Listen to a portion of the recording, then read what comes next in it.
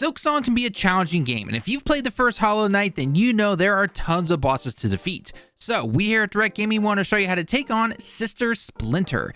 This video is going to cover the following. First, let's take a quick look at what I'm going to be bringing into the battle, like crests, the items attached, and so on. Then we're going to cover how the boss moves around, the attacks to look out for, and of course, how to counter each one. Then finally, a full run of the boss fight sped up a tad to show you how to use everything you have learned in real time. Timestamps below, let's get started. Now, in terms of what I brought to the fight, there are two main things you might not have yet unless you saw our Moonwing guide beforehand. First is going to be the Thread Storm that you get over in Greymoor on the right side of the map after you completed, well, this challenge room.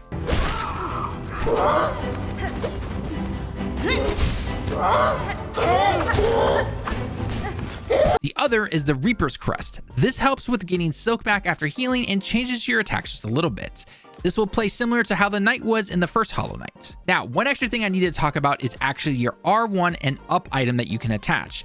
Usually, I'd recommend attaching this. However, for this one right here, I recommend actually removing it. The reason is because if you use the Threadstorm ability like I do, but find yourself hitting the directional buttons or stick buttons by accident sometimes, especially when moving around really fast, this can mess up your input and get you killed. So I personally removed this until the boss fight was finished, but do whatever makes you most comfortable. Now, you don't need to use the other stuff I also talked about, but I would at least recommend getting the Reaper Crest as it can help out a lot, especially if you find yourself healing a lot and running low on silk. But with our loadout done and out of the way, let's actually get into this boss fight now. In all honesty, the good sister here is not too hard of a fight. The thing that can be a real pain in the butt though are her kids. When you get around to the second stage of the fight, the spinning kids of death she summons can be a real pain.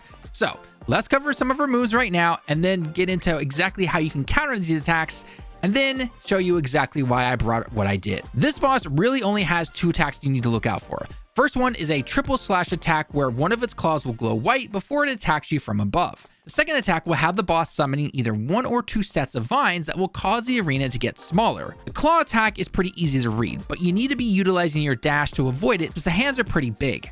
It will always be 3 attacks, meaning if the first attack is with the left hand, the second one will be with the right hand, and then the last one will be with the left again. The attacks will be from the side going towards the center, so you can dodge out of the way pretty easily like you see here on screen. The vines are easy to read as well, since you'll see the dust trail before they actually emerge.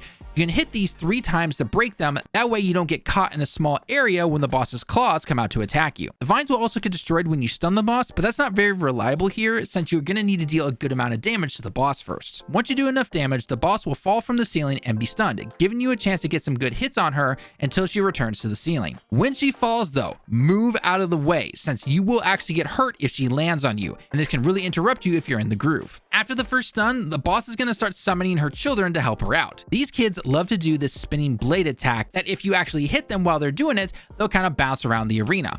Now, the game most likely wants you to knock them into the vines or let the boss take them out with her claw attacks. However, as they can be a real pain in the ass, I recommend using the Thread Storm to take them out super fast, thus allowing you to focus on the boss as the moves from the boss pretty much stay the same. Then anytime new kids are sent out to distract you, you can simply jump at them, use the Thread Storm to take them out super fast, and get back to focusing on the boss.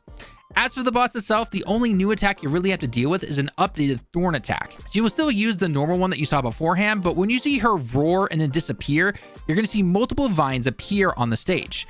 You need to start hacking away at them the moment they appear to make the arena bigger for yourself. Otherwise, the boss is going to appear and attack you, and you're going to have nowhere to go. Overall, though, the boss is not too tricky, but again, those kids, you got to keep an eye out for them. They can ruin a run very fast. So again, bring Threadstorm if you have it. If you don't have it, go get it real quick. Then come back and it's going to make this fight 10 times easier. If you don't feel like using Threadstorm or you prefer to use something else, that is 100% okay. Just make sure you find something to deal with those kids as fast as you possibly can so you can again focus on the boss. It will make things so much easier. Other than that, keep up the attacks until you finally take Sister Splinter down. Now, here's a full run of the boss fight, sped up a tad to show you how to use everything you have learned in real time. If you're finding it challenging, try a couple of runs to simply learn the timing of the attacks, how the kids move around, and how best to move around the arena. It's okay if it takes a few tries. If you enjoyed the guides, and a like on the video shows us that you enjoy this type of content, and don't forget to check out our other Silksong guides and content, along with our other videos in the top right corner and pinned comment. Thanks for watching the video. I've been Talon with Direct Gaming. I hope you have a great day and week, and I hope to see you all in our next video or in our live streams.